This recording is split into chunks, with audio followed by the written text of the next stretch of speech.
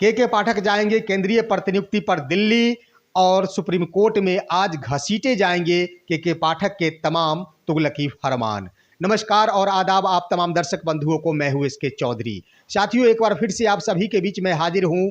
के पाठक की प्रतिनियुक्ति केंद्रीय स्तर पर होगी और बिहार को के पाठक से छुटकारा मिलेगा। इसके संबंध में हम इसकी सच्चाई का आज के वीडियो में खुलासा करेंगे। साथ ही साथ के पाठक के तमाम तुगलकी फरमान आज सुप्रीम कोर्ट में घसीटे जाएंगे, इसका भी हम खुलासा करेंगे। इससे पहले कि इन तमाम बिंदुओं को हम विस्तार पूर्वक चर्चा करें, आप तमाम शिक्षक बंधुओं से आग्रह होगा कि आप सभी हमारे इस चैनल सुसत्य वचन को सब्सक्राइब कर हमारे इस चैनल को ऊंचाइयों का स्तर प्रदान करने की कृपा करेंगे।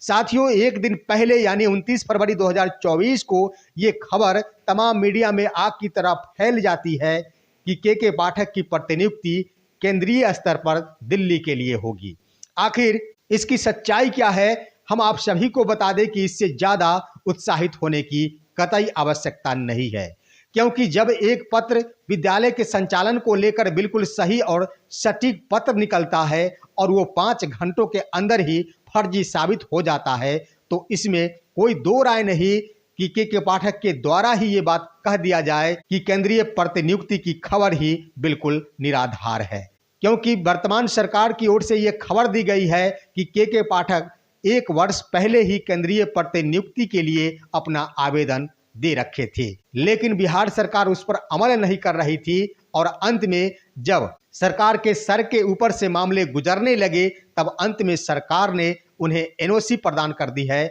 और उनकी प्रतिनियुक्ति अब केंद्रीय स्तर पर होगी। साथियों, 1 मिनट के लिए अगर मान लिया जाए कि 1 वर्ष पहले ही के पाठक ने आवेदन दे रखी थी, तो सरकार को इस मामले को लेकर सोचना चाहिए था, विचारना चाहिए था। इसका सीधा अर्थ ये स्पष्ट हो रहा है कि उनका मन पूर्व से ही केंद्रीय प्रतिनियुक्ति पर जाने की थी, परंतु सरकार इस पर अमल नहीं कर रही थी, जिसके लिए के पाठक ये विचार बनाया कि ऐसे सीधे मुंह से अगर सरकार हमें एनओसी नहीं देती है तो हमें टेढ़ी रूप अपनाना होगा, जिसके लिए उन्होंने एक से बढ़कर एक ऐसे तुगलकी फरमान जारी किए और सरकार को इस तरह मजबूर कर दिए, जिसका नतीजा हुआ कि उन्हें एनओसी प्रदान करना पड़ा। अब सवाल उठता है कि केंद्रीय स्तर पर उनकी प्रतिनियुक्ति के लिए एनओसी मिला है, न कि उनकी प्रतिनियुक्ति हुई है।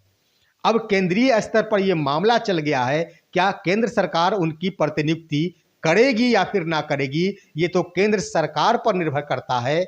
अगर करने का भी मन बनाया जाता है तो इसके लिए एक कमेटी बैठेगी और कमेटी के निर्णय के उपरांत ही प्रतिनियुक्ति की जाएगी। इसके लिए समय की आवश्यकता होगी और वर्तमान में चुनावी वर्ष, चुनावी महीना चल रहा है। ऐसे में ये तो निश्चित है कि के पाठक जिनको ज़्यादा प्रोटेक्ट करेंगे, जिन सरकार को, जिन राजनीति पार्टियों को, जिन राजनीति पार्टी को ये लगेगा कि के पाठक हमारे विचारों पर चल रहे हैं, अगर केंद्रीय सरकार को ये लगता है कि के पाठक के लिए चुनावी वर्ष बिहार ही अच्छा होगा, तो निश्चित रूप से प्रतिनियुक्ति रुक सकती है। दूसरी बड़ी बात दोस्तों, कि अगर सरकार ये जान रही थी कि उन्होंने प्रतिनियुक्ति के लिए आवेदन दे रखी है, तो इस पर सरकार अमल क्यों नहीं की? क्योंकि सभी जान चुके थे कि एक से बढ़कर एक तुगलकी फरमान जारी किए जा रहे थे। सबसे पहले शुरुआत हुई निवर्तमान शिक्षा मंत्री डॉक्टर चंद्रशेखर से, जो कि मंत्रालय के सर्वे सर्वा होने के बावजूद भी उन्हें मंत्रालय से दूर रखा गया। उसके बाद आया राजभवन, जिसके अंतर्गत तमाम विश्वविद्यालय के शिक्षकों को प्रताड़ित करने का सिलसिला शुरू किया गया और उसके बाद सबसे अंत में शुरू हुआ नियोजित शिक्षकों का मामला, जिसके अंतर्गत नई नियमावली, विशिष्ट शिक्षक नियमावली बना दिया गया और नियोजित शिक्षकों को इस तरह से प्रताड़ित करने का प्रयास किया गया, जिससे कि तमाम खबरों में और पूरे बिहार में नियोजित शिक्षकों के प्रति तमाम जन साधारण का सोच विपरीत बन जाए। लेकिन अब सवाल उठता है कि जब एक से बढ़कर एक तुगलकी फरमान जारी किए जा रहे थे, तो सरकार को सोचना चाहिए था। अगर सरकार नहीं सोची, इसका मतलब है सरकार जानबूझकर ऐसा करवा रही थी। प्रतिशोध की भावना से तमाम शिक्षकों के ऊपर, चाहे वो प्राथमिक संवर्ग के हो, चाहे वो माध्यमिक या फिर उच्चतर माध्यमिक हो, चाहे वो विश्वविद्यालय शिक्षक हो, उनको प्रताड़ित करने की प्रक्रिया अगर के पाठक कर रहे थे तो इससे बहुत ज्यादा खुश रहे होंगे माननीय मुख्यमंत्री श्री नीतीश कुमार। और इतने सारे शिक्षकों से लेकर मंत्रियों और विधायकों की फजीहत हुई है तो इसका सारा का सारा दोष जाता है और जिम्मेदारी लेना चाहिए माननीय मुख्यमंत्री श्री नीतीश कुमार को, जो कि उन्हें एनओसी प्रदान नहीं किए और तमाम बिहार के जनता, बिहार के कर्मी, बिहार के पदाधिकारियों को प्रताड़ित होने के लिए छोड़ दिया। साथियों, अन्य बातें बता दें कि तमाम जनता के बीच बिहार में बहुत से ऐसे लोग हैं जिनका कहना है कि के पाठक बहुत अच्छे काम कर रहे थे और ऐसे पदाधिकारियों का बिहार में होना बहुत आवश्यक है। साथियों, उन सभी के लिए मैं कहना चाहूंगा कि आपका कहना जायज हो सकता है कि के पाठक महोदय एक ईमानदार व्यक्ति हो। आपका कहना जायज हो सकता है कि उनके द्वारा उठाया गया कदम शिक्षा जगत के लिए काफी निर्णायक साबित हुआ है, परंतु एक बात समझने की आवश्यकता यही है और आप सभी भी अवगत होंगे। कभी कभी कुछ लोगों की ये मंशा होती है कि हम अपने क्षेत्र में बेहतर से बेहतर कार्य करके बेहतरीन बने और वे हमेशा सुर्खियों में बने रहना चाहते हैं और बिल्कुल यही किए हैं माननीय के पाठक महोदय। वे चाहते थे कि हम बेहतर से बेहतर करें और बेहतरीन बने, लेकिन आपको हम बता दें और आप सभी भी जानते हैं कि उपलब्ध संसाधन में बेहतरीन जो करता है वही बेहतर कहलाता है। माननीय के पाठक महोदय उपलब्ध संसाधन में बेहतर नहीं किए हैं, उन्होंने इसमें परिवर्तन करते हुए बेहतरीन करने की कोशिश की है, जो कि बिल्कुल बिहार के कर्मचारियों और बिहार के पदाधिकारियों साथ साथ बिहार के तमाम नेताओं के सर के ऊपर से गुजरा है। अगर माननीय के पाठक महोदय बेहतर करने के प्रयास में थे तो उनको चाहिए था कि जो भी संसाधन उपलब्ध है उसी में हम बेहतर करें।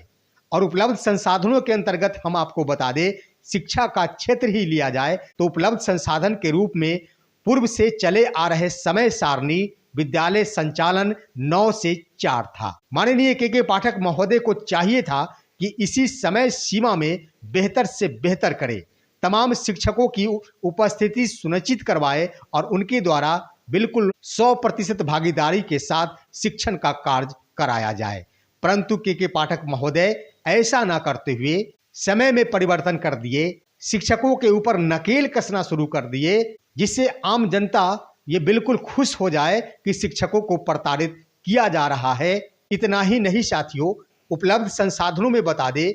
कि अगर तमाम नियोजित शिक्षक हो या फिर कोई भी कोटि के शिक्षक हो, उन्हें विद्यालय अगर आवंटन है, उनको विद्यालय में शैक्षणिक गतिविधि 100% सुनिश्चित करवानी है तो जो जहां है वहीं रहकर उनसे कार्य करवानी चाहिए था। और उन्होंने इसमें बदलाव करते हुए दूसरे जिलों में पदस्थापित करने की प्रक्रिया अपनाई, जो कि बिल्कुल शिक्षकों के सर के ऊपर से गुजरने लगी। तो इसके अनुसार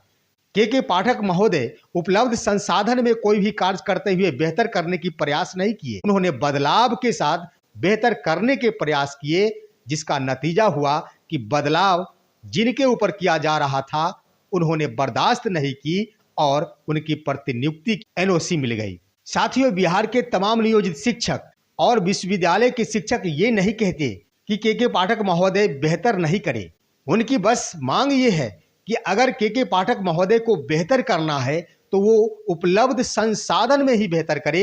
इसके अंतर्गत तमाम नियोजित शिक्षक जो कि कार्यरत है पूर्व के विद्यालय में, उनका वो संसाधन है, उनको राजकर्मी का दर्जा मिलना उनका संवैधानिक अधिकार है, उनकी प्रोन्नति उनका संवैधानिक अधिकार है। तो इन तमाम चीजों को देते हुए उपलब्ध संसाधन के आधार पर अगर के पाठक महोदय बेहतर करते तो निश्चित रूप से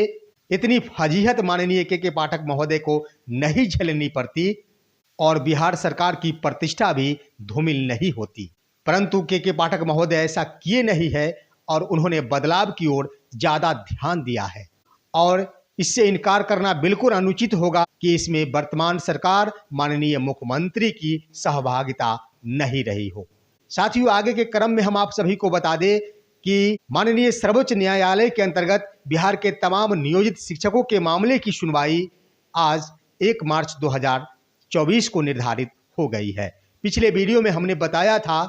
कि 4 मार्च को सुनवाई होगी, जो कि संभावित तिथि थी, परंतु इस मामले विशिष्ट शिक्षक नियमावली के मामले को लेकर शिक्षक एकता मंच के नेता बंशीधर ब्रजवासी देख रहे हैं। उनसे मिली खबर के अनुसार वास्तविक तिथि 1 मार्च 2024 यानी आज की तिथि है और सुनवाई होगी। उम्मीद जताई जा रही है और आशा जताई जा रही है कि निश्चित रूप से बिहार के तमाम नियोजित शिक्षकों के पक्ष में ये फैसले आएंगे, क्योंकि संवैधानिक धाराओं के अनुसार नियोजित शिक्षकों ने बिल्कुल जायज मांग रखी है और जायज बिंदु सुपुर्द की है माननीय सर्वोच्च न्यायालय में। तो चलते चलते अंत में साथियों, हम आप सभी को बता दें कि के पाठक महोदय की प्रतिनियुक्ति केंद्रीय स्तर पर होगी। इससे उत्साहित होने की आवश्यकता नहीं है। 50-50 की चांसेस लेकर चलना है, क्योंकि हो सकता है सरकार अपने ऊपर बढ़ते दबाव को देखते हुए एनओसी दे दी हो और ये अपने पाले को केंद्रीय स्तर पर छोड़ दी हो, और वो भी केंद्रीय स्तर